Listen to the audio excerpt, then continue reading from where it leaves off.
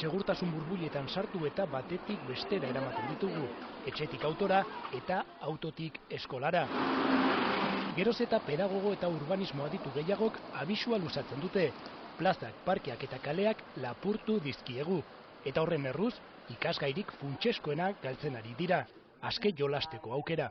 Askotan jauziko dela edo, zer gertatzen baldin bazaio, azkenean hori da ezitzea, jausten bada, berriro zutik jarriko da. Gainera hori oso importantea da, autonomia landuko dutelako trebetasun sozialak, bere autoestimua ere, hori ere landuko dute. Gasteizen adin txikikoek autonomia zati horietako bat berreskuratzeko ekimena dago, eskolarako bidaiak.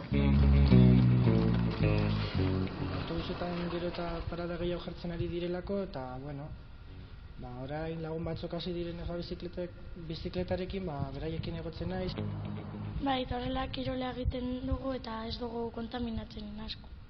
Gero eta ume gehiago autoz joaten dira eskolara, gurasoekin. Gero eta autonomia gutxiago daukate. Ume gehienek aldiz nahiago dute lagunekin oinez edo bizikletaz joan. Hori bideragarri egiteko gurasoen beldurrekin lan egiten dute.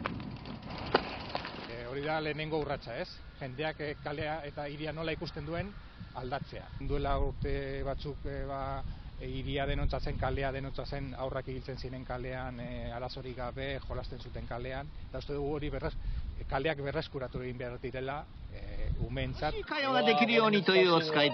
Japoniako hiriak adibide egokia dira. Han umeak txiki-txikitatik ibiltzen dira kaletik bakarrik. Auzoak, komunitate osoak umen ardura hartzen du eta horrek hiria seguruagotzat hartzea ekartzen du.